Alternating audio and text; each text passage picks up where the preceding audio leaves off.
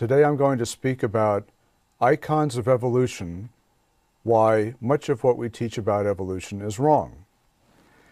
Let me begin by saying what I think science is. As a scientist myself, it seems to me that science is the search for truth. This is a quote here from Linus Pauling, winner of 2 Nobel Prizes, and I agree with it completely. Well, science enjoys a very high reputation in our culture, and deservedly so, because science is the search for truth. How does it do it? Science searches for the truth by comparing theories with evidence. A theory that doesn't fit the evidence, we modify or discard, because obviously it's not a true statement about reality. If we want our theories to be true, we check them against the evidence. That way, our bridges hold up under the weight we put on them. Our patients live through their surgeries in the operating room. And science builds us computers and other nice devices. And this is why science is so successful and deserves its high reputation. I'm going to talk about evolution today, and one thing I have to do is define what I mean by that. It has many meanings. One of them, for example, is cosmic evolution, the history of the universe. I'm not going to talk about anything that broad.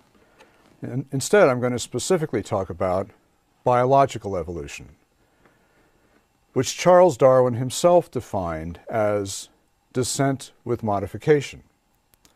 What he meant by that is, first of all, descent. He viewed all beings not as special creations, but as lineal descendants of some few beings that lived in the distant past. Modification, Darwin felt, was due primarily, though not exclusively, to natural selection or survival of the fittest, which acted on random variations in a population to change it. What is the evidence for evolution? When I ask people what the evidence for evolution is, average people, biologists even, surprisingly, they all give pretty much the same limited set of examples. And it's because all of us studied evolution from the same textbooks. I recently wrote a book about these examples, or at least 10 of the major ones. I called my book Icons of Evolution because I found that these examples have taken on a life of their own. They've become symbols that go far beyond the evidence and in many cases distort it. So I call them icons. The first that I discuss is the Miller-Urey experiment about the origin of life. Darwin's tree of life, the branching tree pattern that supposedly describes how life has evolved on our planet. Homology in vertebrate limbs, the similarity in bone structures between our hand and a whale's flipper and a bird's wing, for example. Vertebrate embryos, pictures that show that we look very much like fish as early embryos, supposedly pointing to our common ancestry with fish. Archaeopteryx, perhaps one of the most famous fossils in the world. It's an ancient bird with feathers, but it has a reptilian mouth with teeth and a reptilian tail, and was long thought to be the link between reptiles and birds. Peppered moths, which changed color during the Industrial Revolution when pollution darkened tree trunks on which they supposedly rest. Darwin's finches, birds on the Galapagos Islands in the Pacific, in which a few years back biologists actually observed natural selection in action during a severe drought. Four-winged fruit flies, genetic mutants that seem to provide, for some people, evidence for how new features can arise in evolution. The long story of fossil horses, fossils put together in a series showing how our modern horse evolved from a small dog-sized animal, and then the famous ape-to-human icon showing how we supposedly evolved from ape-like creatures. Well, I'm not going to talk about all of these today. I'm going to talk about 6. And I chose these 6 partly because they illustrate the 2 aspects of Darwin's theory, descent and modification. The first 3 are Darwin's tree of life, homology in vertebrate limbs and vertebrate embryos. And then for modification, peppered moths, Darwin's finches, and four-winged fruit flies. I'm going to pick on a few textbooks here today because they're widely used and of course because they suit my purposes. But this particular textbook, Campbell, Rees, and Mitchell, supposedly commands more than half of the market share for introductory biology courses in this country, college courses. And Campbell, Rees, and Mitchell have this to say about descent with modification. Darwinism has a dual meaning. First, that modern species evolve from ancestral forms, that's the descent, and that natural selection is the main mechanism to explain the historical facts. Now, there's a subtle distinction here. The first claim, that is descent from a common ancestor, is being called a fact. The mechanism is the second aspect of the theory. In another textbook, this is the one I used as a graduate student at UC Berkeley a few years ago, a textbook devoted entirely to evolutionary biology for upper division and graduate students. Doug Fatuma wrote, "Descent with modification from common ancestors is a scientific fact. That is, a hypothesis so well supported by the evidence that we take it to be true. The theory of evolution, on the other hand, is a complex body of statements well supported but still incomplete about the causes of evolution, such as natural selection and mutation." And finally, the third textbook I'm going to focus on, written by Otto, and Byers. This is also being used in undergraduate introductory biology courses in colleges around the country. They have this to say: "The theory of evolution states that modern organisms descended with modification from pre-existing life forms. Virtually all biologists consider evolution to be a fact. By that, the authors mean descent from a common ancestor, whereas the mechanisms of evolutionary change remain controversial. Why is descent from a common ancestor considered a fact? Because an overwhelming body of evidence permits no other conclusion." Now, to a scientist, that's as strong a statement as one can possibly make about something. Permits no other conclusion. Overwhelming evidence. Some of the key lines of evidence that this book lists include the fossil record, comparative anatomy, and embryology. And those happen to coincide with the first three icons I'm going to discuss. Remember now, biological evolution consists of the supposed fact of descent from common ancestors and the theory about how this happened, the mechanisms which include natural selection and mutation. Is descent from a common ancestor a fact? Well, the first thing we have to realize is that descent from common ancestors can apply at many levels. If we look at a human population, I think pretty much everybody would agree that we're all descended from some remote common human ancestor. We might even apply common ancestry to other groups quite plausibly and with lots of support. For example, the big cats hybridize, so it's quite plausible that they come from a common ancestor. Darwin's theory, of course, goes far beyond that and claims that all forms of life come from a common ancestor. And the particular level I'm going to focus on here is whether common ancestry applies at the level of the major groups of animals, technically called the phyla, singular phylum. I'll also deal with common ancestry within classes of animals, and I'll come to that in a few minutes. So, are all animals descended with modification from common ancestors? The key lines of evidence that permit no other conclusion include the fossil record, comparative anatomy, and vertebrate embryos. Or, in my terminology, Darwin's tree of life, homology in vertebrate limbs, and vertebrate embryos. So, on to the icons. Darwin's tree of life is this. This is the only illustration in Darwin's book, The Origin of Species. And in it, Darwin shows how a single species at the bottom here, A, if you look at A on the left on the bottom, consists of a variety of forms which, subjected to different environments over time, can diverge into different forms. different species. Darwin felt that if this process were to continue over many, many, many generations, each line here represents thousands of generations, then over the course of millions of years, this single ancestral species could diverge into different species, different genera, different families, different classes, even different phyla. Now, if all animals were descended from a common ancestor, according to this pattern then, the major differences would appear last. The minor differences first, the major differences last. And I'm going to choose, to illustrate this, 7 of the animal phyla, of the several dozen animal phyla. On the far left are the flatworms, tiny little flat worms. Then the nematodes, which are roundworms that inhabit the soil and the ocean floor. Echinoderms include the starfish and the sea urchins. Chordates include the vertebrates, such as this fish and ourselves. Mollusks include snails and clams and so on. Arthropods include the crab shown here, as well as insects and spiders.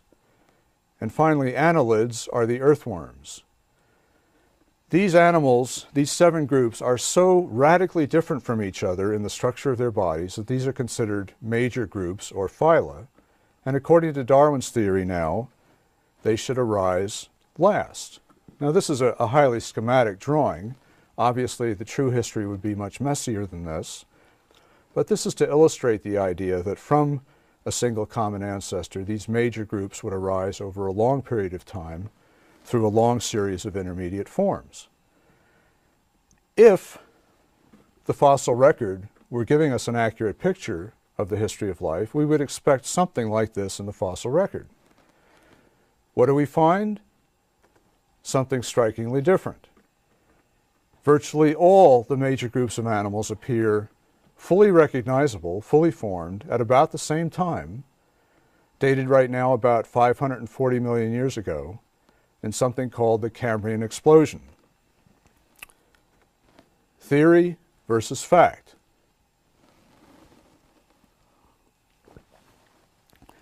Instead of the gradual branching tree picture proposed by Darwin, what we have looks more like a lawn or an orchard, with all the major groups appearing full-blown right at the start. Darwin himself knew about this and considered it a serious problem for his theory. He pointed out that it could be truly urged as a valid argument against the theory he was proposing.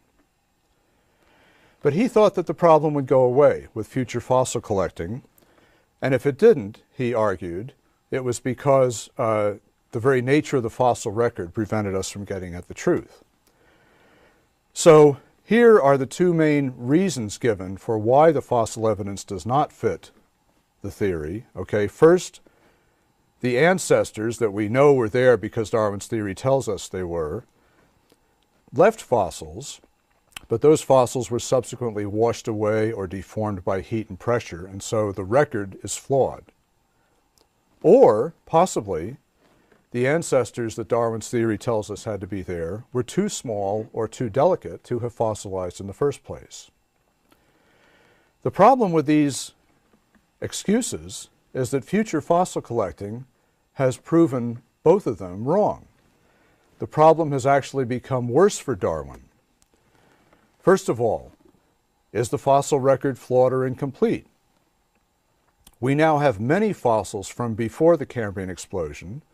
Certainly the record, nobody thinks the record is fully complete, but it's complete enough to give us, many fossil experts believe, an accurate picture of what the record looked like before the Cambrian explosion. Furthermore, the Cambrian explosion itself is now well documented from several places around the world, most recently from one in China, where the fossils are unusually well preserved and show that the explosion was even wider, more extensive and more sudden than previously thought. So fossil experts who study the Cambrian explosion are inclined to believe that the explosion is real. This is a quote from James Valentine at Berkeley and his colleagues. The explosion is real. It's too big to be masked by flaws in the fossil record. The second reason, or possibility, were ancestors too small or too soft to fossilize? Well, we now have microfossils, that is, fossils you can only see with a microscope, from billions of years before the Cambrian explosion. Furthermore, we have many Precambrian fossils that are soft-bodied, and it turns out that about 70% of the fossils in the Cambrian explosion itself are soft-bodied.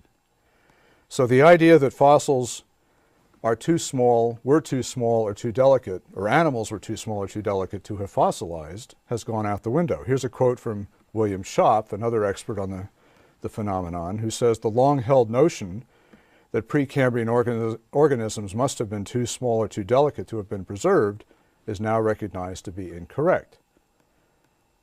So the Cambrian explosion is a real phenomenon. How do our biology textbooks deal with it? They actually ignore it, for the most part. Very few biology textbooks even mention the Cambrian explosion. You can look it up in the index, you can look for it in the chapter on the history of life, and there's no mention of it at all. Those that do mention of it, and some do, frequently give it one line, or, in the case of more extensive textbooks, like Fatuma's graduate level textbook that I mentioned, do their best to explain why it doesn't really affect Darwin's theory. So either the Cambrian explosion is ignored, or the textbooks try to explain away its significance, rather than confronting it and saying this is a problem. Yet, people who have studied the explosion, such as Harry Whittington, who was instrumental in pioneering the study of the Burgess Shale, made famous by Stephen Jay Gould's book, Wonderful Life, wrote, based on the evidence, that he feels animals may have originated more than once in different places and at different times, very unlike Darwin's theory. Now, Harry Whittington is not a creationist. In fact, I'm not quoting creationists when I quote these people who are talking about the evidence in my talk. These are scientists who study the evidence, who actually, in almost every case, still think Darwin's theory is true at some level, but who frankly admit the problems between the evidence and the theory in their field. Now, those who want to explain away the fossil evidence of the Cambrian explosion frequently resort to molecular comparisons.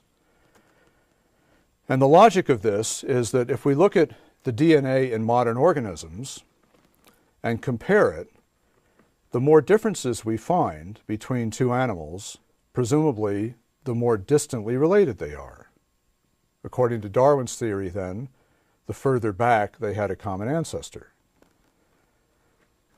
This is a statement from the U.S. National Academy of Sciences in 1998, summarizing this view.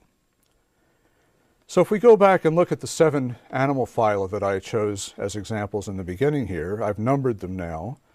The first thing to realize is that these studies, these molecular studies, are dealing only with existing animals. They're not dealing with fossils. We don't have DNA from 540 million years ago. So we're taking the DNA of modern animals and extrapolating backwards to try to find the pattern of the history of life. The first thing we notice is that if we construct a tree, called an evolutionary tree, based on molecules, we find that in many cases the tree does not fit a tree that we would construct based on the shape of the animal, the morphology. The tree on the left, now remember the black lines below the colored boxes are extrapolations from the evidence. The only evidence we have is in those colored boxes. But a tree based on morphology on the left is different from the tree based on molecules on the right. You see on the left we have flatworms and nematodes grouped together, and crabs and annelid worms, earthworms. Whereas on the right, the grouping has changed radically. Even more interesting, perhaps, we have one molecule that we've used on the right to make this comparison.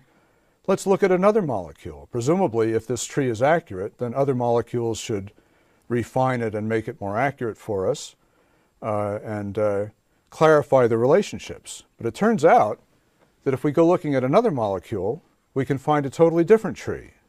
Here we have, on the left, the molecule I just showed you, with snails and annelids grouped together on the right, and echinoderms on the far left. If we look at a different molecule, the mollusks end up with the echinoderms, and the nematode is off by itself.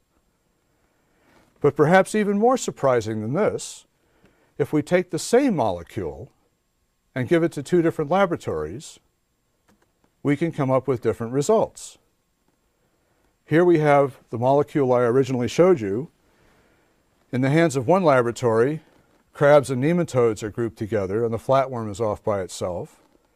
In the hands of another lab, the nematode and the flatworm group together and the crab is off by itself. Now, it's still conceivable that Darwin's theory is true, but there's no way, reasonably, one can argue that this is evidence that these animals share a common ancestor. We're all over the map here when it comes to the molecular evidence. And here I'm quoting from a fellow who summarized the problem a couple of years ago. Clarification of the phylogenetic, that is the evolutionary relationships of the major animal phyla, has been an elusive problem because analyses based on different genes and even different analyses based on the same genes yield a diversity of evolutionary trees. That's a mess. Whatever it is, it's not a fact that these animals share a common ancestor based on the molecular evidence. So both the fossil and the molecular evidence leave us hanging. How about this line of evidence for the common ancestry of the animals? Now here, of course, I'm talking about one class, or I'm sorry, one phylum, that is the vertebrates, or animals with backbones. And this famous icon compares the bone structures in the limbs of various vertebrates and shows that they're similar. If you look at the lineup of the bones, there's a certain similarity in structure and position between these various limbs. Across the top, you can see the one bone at the top, and the series of bones that follow that kind of line up with each other. Now, this was noticed before Darwin. It was called homology, similarity of structure and position. When Darwin came along, by the way, before Darwin, this similarity of structure and position was widely explained as being due to a common design. Construction on a common archetype was the word often used. When Darwin came along, he said, well, no, this shows us that these similarities come from a common ancestor through normal biological processes. Well, it was a very reasonable theory that Darwin proposed, very different from the more abstract or in some cases even creationist explanation that we're dealing here with a common design or a common designer. Darwin proposed similarity because of common ancestry. So looking at the original diagram in his book, if we just look at that portion on the left there, and remember that initial similarities would diverge into great differences millions of years down the road, and we construct a hypothetical sequence of fossils to fit a pattern like this. Now remember, these are all vertebrates, all in one phylum. This is a very hypothetical drawing because the fossil record is actually much messier than this. Nobody thinks that it's this neat. But let's say it was, for the sake of argument. We have at the bottom a possible common ancestor diverging on the left into birds with a modern bird at the top. Archaeopteryx, by the way, is the second one down. On the right, we have this supposed common ancestor diverging into whales with a whale at the top. And the way we would conclude this is we would trace the bone structures through these fossils back to their supposed common ancestor in the fossil record and construct this sort of picture of evolutionary relationships. Well, does this demonstrate Darwin's theory of descent with modification? A few years ago, an Ohio State biologist wrote a book attempting to defend Darwin's theory and refute creationism. It was called Evolution and the Myth of Creationism by Tim Berra. Berra used, to illustrate this, how biologists work comparing fossils to one another to construct these histories, he compared it to a series of Corvette automobiles. This is not the drawing from Berra's book, but he used similar automobiles in his book. And he said if you compare a 1953 and 54 Corvette and a 54 and 55 model and so on, the descent with modification is overwhelmingly obvious. Well, what's obvious is that this is not Darwinian descent with modification.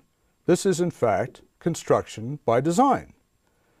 Every single one of these automobiles was built by a team of engineers, designers, and the fact that they exhibit a progression in no way indicates that they are descended from one another in any sort of undesigned sense. And so actually this illustration proves that a mere succession of similarities does not prove Darwin's theory. So that Berra's drawing has since been called by critics of Darwinism Berra's blunder, because it actually reveals the problem with homology. The only way you could really show that these automobiles were descended with modification from one another would be if you could show that it happened without any input from designers. You know, rust, wind, whatever. You know, some kind of natural processes could transform one automobile into another. Then you would have descent with modification. The point is, you have to specify this natural mechanism. Well, the mechanism generally cited in textbooks to account for homologous features is genetic. The idea being that similar genes are inherited by different organisms, animals in this case, from their common ancestor. Because these genes control the development of the embryo, similar genes would produce homologous features. Do similar genes really account for homology? Well, it turns out that the evidence doesn't fit this pattern. First of all, there are cases where dissimilar genes are involved in the development of homologous features. Two examples are segmentation and sex determination in insects. But perhaps more striking and far more common, we have many cases in which similar genes, in some cases so similar they're interchangeable functionally, are involved in the development of non-homologous features. And two famous examples of this are limbs, which we're looking at here, and eyes. In the case of limbs, a specific gene, distalis, turns out to be basic to the development of appendages, limbs, in several different groups of animals.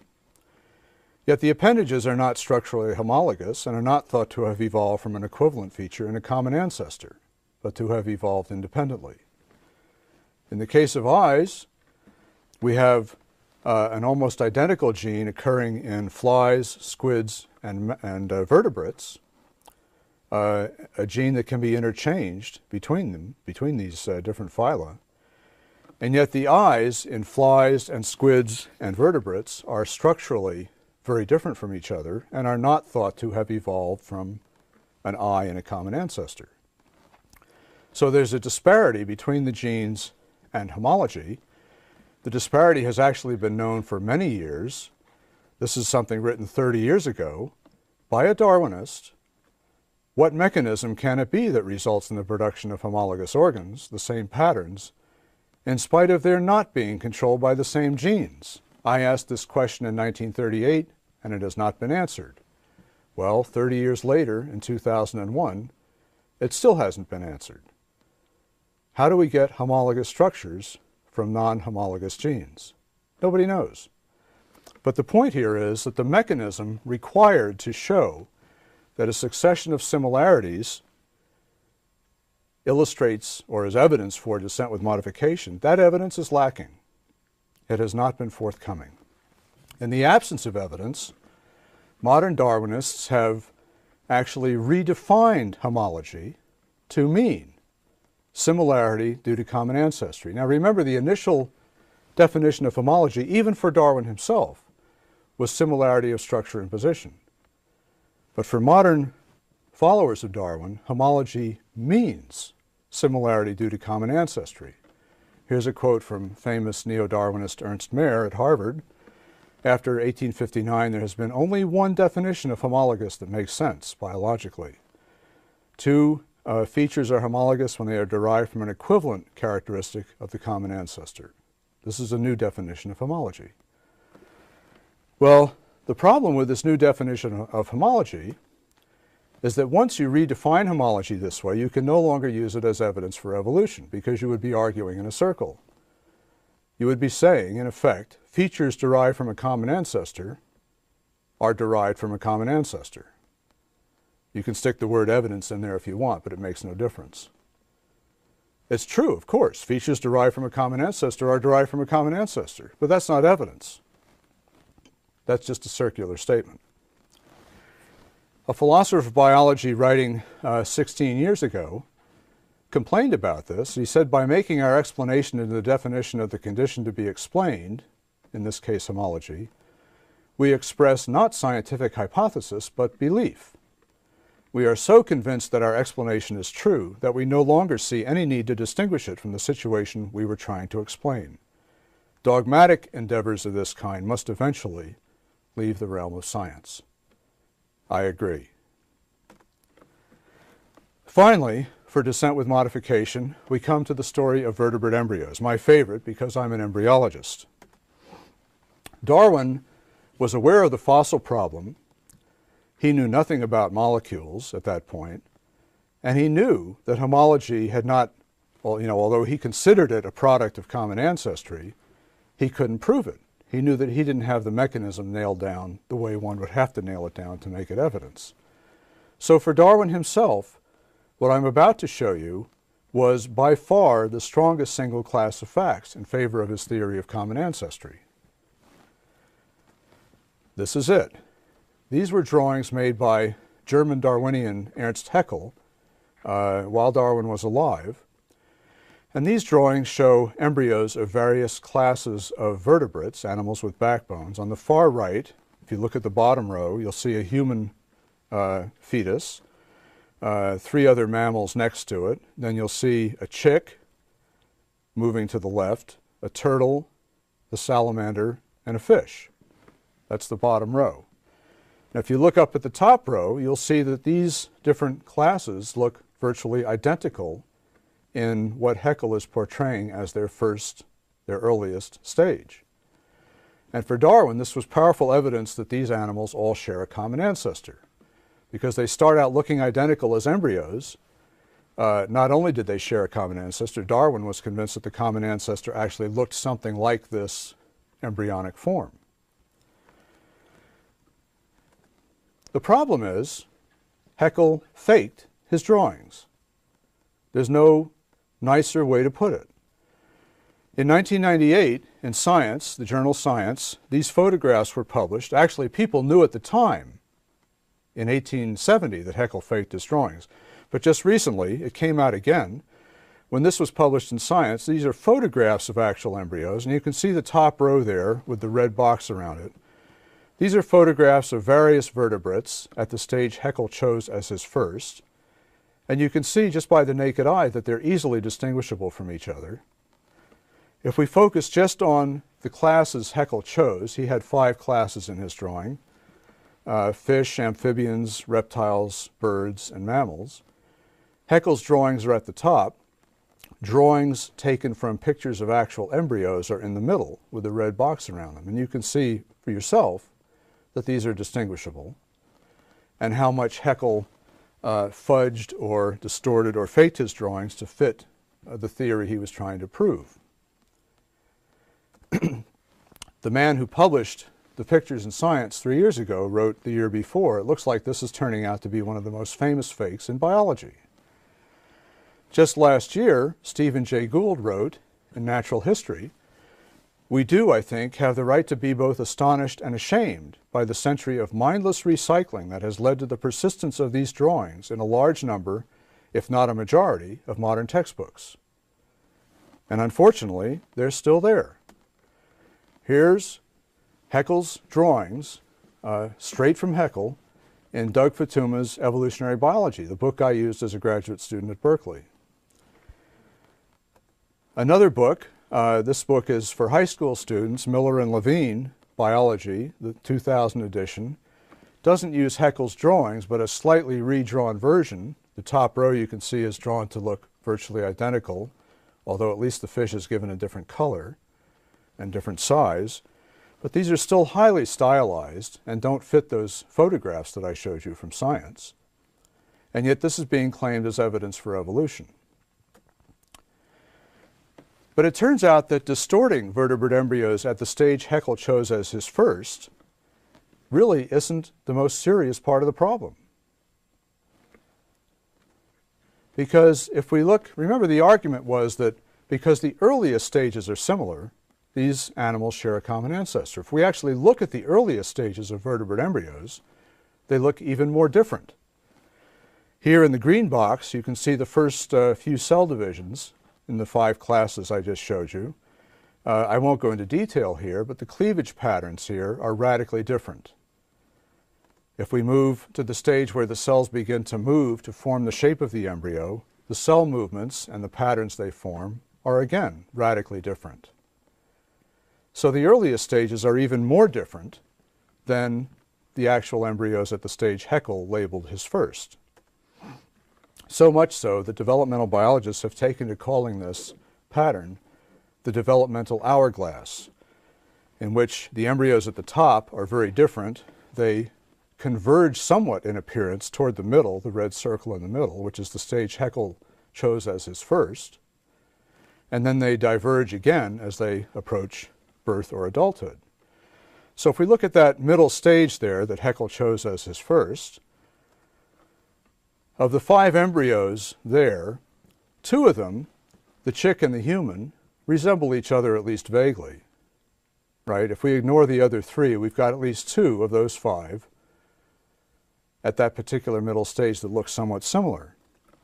And lo and behold, in Campbell, Rees, and Mitchell, those are the 2 that are chosen. Now here we have actual photographs, not faked photos, but as you can see, this textbook has chosen only those 2 embryos out of that whole pattern I showed you a minute ago that happen to look most similar, and claims that at this early stage of development, the kinship of vertebrates is unmistakable. Another textbook that I'm talking about here, Otto-Cirk and Byers, has this picture with the statement that embryological stages of animals can provide evidence of common ancestry. For example, all vertebrate embryos look quite similar to one another early in development. Well, again, you can see that they've chosen the chick and the mammal. Curiously, they've also added a turtle. Well, funny, if you look at the turtle, you can tell it's a turtle. It really doesn't look similar at all. So the picture, in a sense, puts the lie to the statement in the text. But if you recall from the earlier diagram, the amphibians and the fish look even more different from the turtle. And so even here, there's a careful selection of evidence to fit the theory. And again, the earlier stages are ignored. An embryologist writing 25 years ago wrote, "It is only by semantic tricks and subjective selection of evidence, which we've just seen with our very eyes, by bending the facts of nature, that one can argue that the earliest stages of vertebrate embryos are more similar than their adults." So here we have 3 icons of evolution: Darwin's tree of life, homology in vertebrate limbs, and vertebrate embryos, which supposedly provide overwhelming evidence that permits no other conclusion than the common ancestry of the major groups of animals and even the vertebrates within that. And yet all 3 of these icons distort or even fake the actual evidence. Coming now, and somewhat more briefly, to the more controversial aspect of Darwin's theory, that of the mechanism of modification, I'll talk about peppered moths, Darwin's finches, and 4-winged fruit flies. First, peppered moths. The story of the peppered moth is fascinating, and large parts of it are true. About 200 years ago in England, most of these moths were light-colored. There's a red arrow in the top frame showing you the light-colored moth resting on a lichen-covered tree trunk. Most moths back then were light-colored, but there was an occasional dark variant.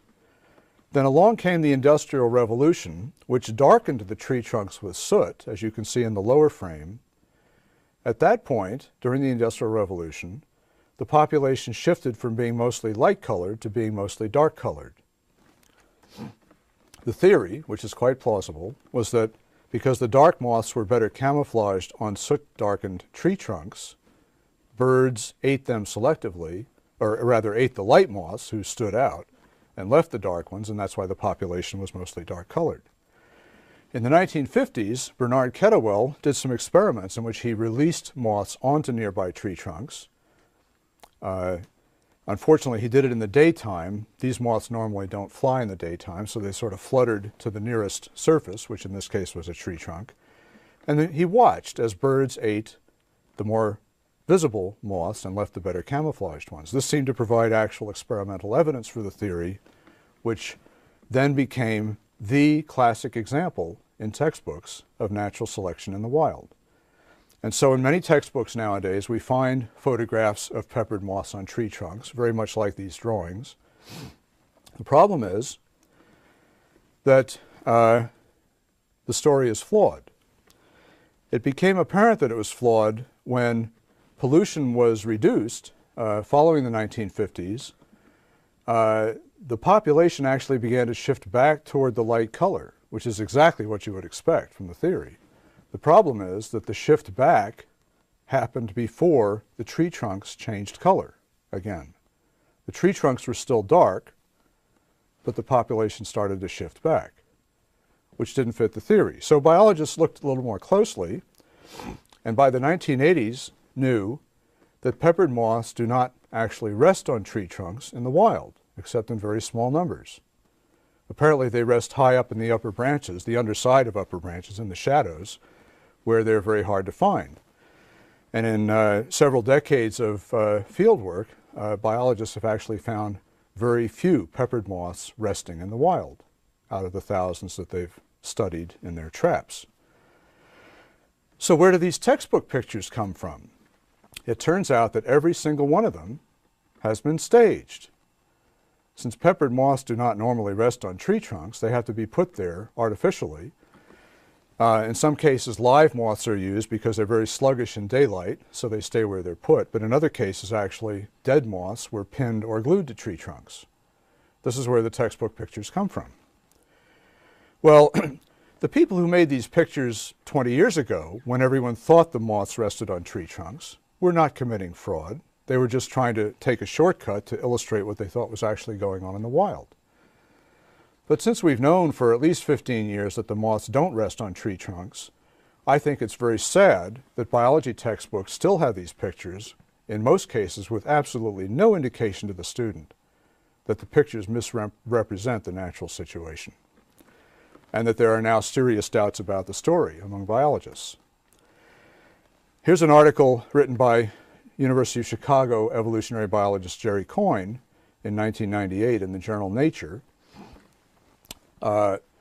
He said that the prize horse in our stable of examples of natural selection has been the evolution of industrial melanism in the peppered moth, that is, the darkness due to pollution. But the classic example is in bad shape and while not yet ready for the glue factory, needs serious attention. And then he said, he pointed out, by the way, I didn't quote it here, but he was embarrassed by the fact that he had taught the peppered moth example for years, as I myself have, before I knew the problems. It embarrassed him to find out that the story he had been teaching his students was wrong.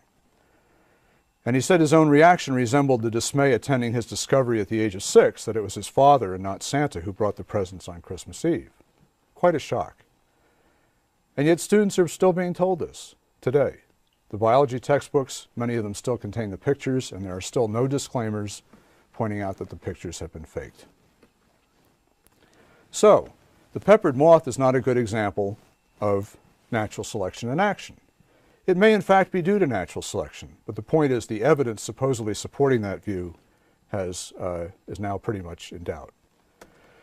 In another example, we do have good evidence of natural selection in the wild, Darwin's finches. These are species of finch that look very similar to each other, except mainly for the size and shapes of their beaks. They live on the Galapagos Islands off the coast of Ecuador in the Pacific, And about 25 years ago, some biologists from Princeton University, Peter and Rosemary Grant, studied one species of finch, the medium ground finch, on one of the little islands in the Galapagos. And I mean, the study was extremely careful. I mean, they went and banded birds, identified virtually every bird on the island, kept lineages of who was born to whom and what the birds ate. And a stroke of good fortune for the Grants, although not for the birds, was that in 1977 there was a severe drought, which destroyed most of the food supply, killed 85% of the birds in this population. And the Grants found that of those that remained, the average beak size was about 5% larger. So the drought had killed preferentially birds with smaller beaks, left larger beaks because the larger beaks were better at cracking the few hard seeds that had survived the drought. So we have here a 5% increase in the space of 1 year. Well, some people, some textbooks in fact, extrapolate that and point out that, well, if we had a drought, say, every 10 or 20 years, you could have a 100% increase in the size of the beak in a very short time, evolutionarily speaking. And this could account for why we have different species with different beak sizes in the finches in the Galapagos. The problem is, when we look at the actual evidence, as soon as the rain returned, the average beak size in these finches went back to normal and has oscillated about that value ever since. There is no net evolutionary change here, but merely swings back and forth depending on the climate. Very few textbooks point this out in their story of Darwin's finches. In fact, here is a statement from the National Academy of Sciences, sadly, that Darwin's finches are a particularly compelling example of speciation, that is, the origin of new species. No new species originated here, but yet it's being claimed. This is a compelling example of speciation because a single year of drought drove evolutionary change, and if this occurred once every 10 years, a new species of finch might arise in only about 200 years. No mention whatsoever of the fact that the change was completely reversed in the following years. So Darwin's finches do provide good evidence of natural selection in the wild, but the small reversible effects that were observed have been exaggerated to give the impression that they show more than they really do. What we really see here are small oscillations within a species, not the origin of species that Darwin needs. Now, the one critic of Darwinism, I've quoted several critics of Darwinism, but the one person who could be considered a creationist that I'm quoting here today, Philip Johnson, a law professor at Berkeley, wrote in 1999 in the Wall Street Journal something that I think a law professor is qualified to write. That is, if stock promoters had done this to their customers, they would land in jail.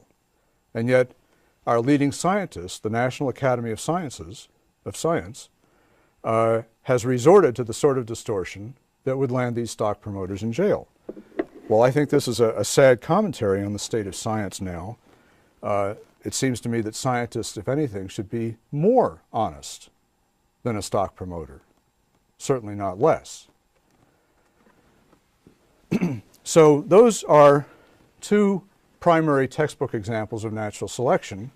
As I said, natural selection does happen, but it's trivial, in my view. It doesn't show us the major changes that Darwin's theory requires. The usual explanation for this is that to get those major changes, you need genetic mutations. And we come to the last icon I'm going to discuss here. In modern neo-Darwinism, that is Darwin's theory combined with modern genetics, DNA mutations are thought to be the source of new variations, the raw materials for evolution. Now, mutations do happen. This is a drawing of a protein molecule, an enzyme. The yellow circles are the molecule that the enzyme interacts with. If a mutation were to occur in the right part of this large blue enzyme molecule, the slot into which that yellow molecule fits could change its size or shape, so the interaction would be interfered with. This does happen, and in some cases it can produce antibiotic resistance in bacteria or pesticide resistance in insects, and so on. These sorts of beneficial mutations at the molecular level have been found. For Darwin's theory, however, we need much more than changes in individual molecules. We need changes in the shape of the body, or the shape of the features of the body, or the behavior of the animal. Do we find these mutations? Well, typically, two examples that are given to students are called homeotic mutations in these genes. The one on the bottom is the original and most famous one. These are all fruit flies. On the left, on the bottom, you can see a normal fruit fly head on. That's the face of the fruit fly. It has two stubby little antennae, which you can't even see in this picture. The one on the right has a mutation in one segment of DNA that causes the embryo to develop legs in its head in place of the antennae. And so the mutation was called antennapedia. On the top, on the left, we have a normal fruit fly with two wings, and on the right, a picture of a mutant with four wings. Now here I've produced drawings of them to clarify. On the left top, you see those two little dots that are the normal antennae. On the bottom, the legs that have replaced them in the mutant. On the right, the red arrow points to two little features behind the wings of a normal fly called balancers or halteres. These are essential for flight. The fly uses these to balance itself and maneuver while it's flying. And in the mutant, these halteres have been transformed into a normal-looking pair of wings. Now, the fruit fly on the left is clearly disabled. A fruit fly with legs growing out of its head is not a happy camper. It's an evolutionary dead end. It's a sideshow freak, clearly. And nobody claims that it can provide raw materials for evolution. The one on the right, however, is found in an increasing number of textbooks nowadays because it looks like an insect. I mean, there are insects with four wings, even though, with four wings, even though fruit flies only have two. Maybe this is the pathway through which four-winged insects evolved. Well, several things to notice here. First of all, the four-winged fruit fly is not a single mutation. It's three mutations cleverly engineered in the laboratory to combine in one fly to make the extra wings. You don't find this with such clearly formed wings in nature. This is an artificial product of a genetics lab. Second of all, these are not really new features. These wings are identical to the two normal wings, at least in appearance, that the fruit fly has. So we're not adding a new feature to the fly, we're merely duplicating a feature. In fact, we've gotten rid of the halteres that the fly needs for proper flight. Worse than that, the second pair of wings is inert. It has no muscles. It just sits there.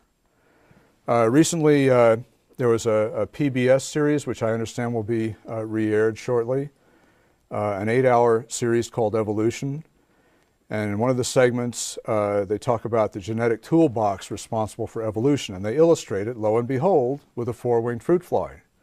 Well, if you get to see the series, watch closely when that four-winged fruit fly comes on, and you can tell that the second pair of wings is absolutely inert, useless. It's a handicap. Imagine a small airplane, a private airplane, with an extra pair of wings tied to its tail, which weren't functioning. You might get the plane off the ground, but you might not.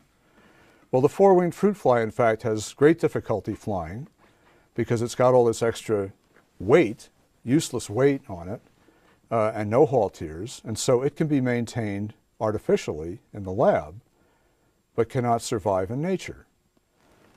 So, like the antennapedia mutation, the four-winged fruit fly is an evolutionary dead end. And I would argue that, as far as the evidence shows, genetic mutations are not the raw materials for major evolutionary change because they have to be beneficial to be preserved by natural selection, and the mutations we have seen are not.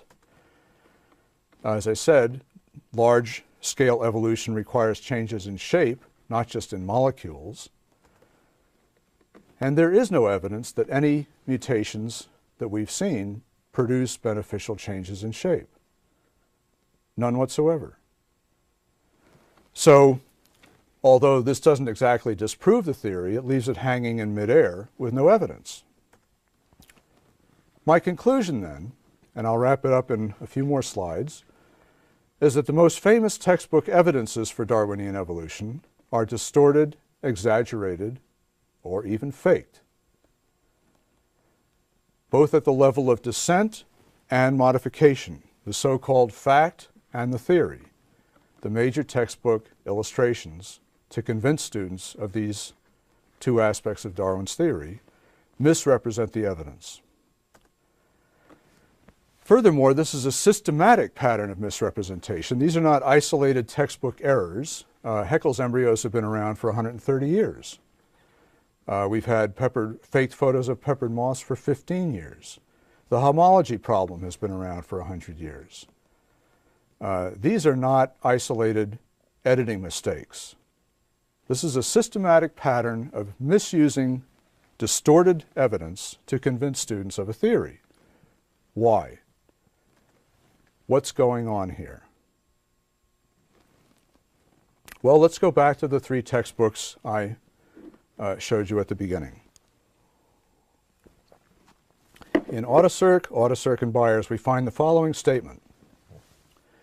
Over the course of human history, two approaches have been taken to the study of life and other natural phenomena. The first assumes that some events happen through the intervention of supernatural forces beyond our understanding.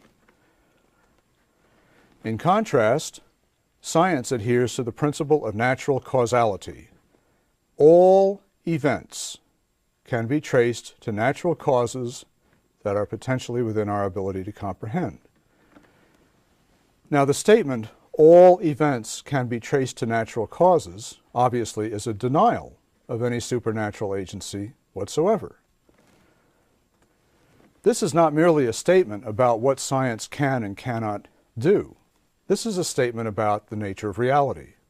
In other words, this is a philosophical statement, a statement of a philosophy called metaphysical naturalism, the idea that nature is all there is.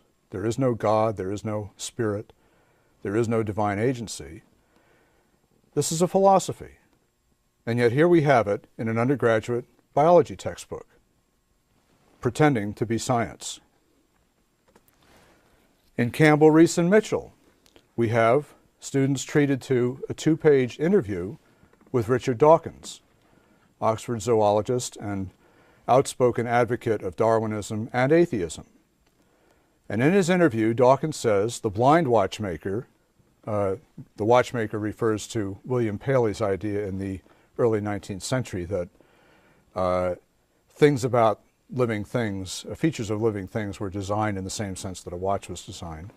According to Dawkins, the blind watchmaker is natural selection, which is totally blind to the future, yet it explains the whole of life, the diversity of life, the complexity of life, the apparent design of life.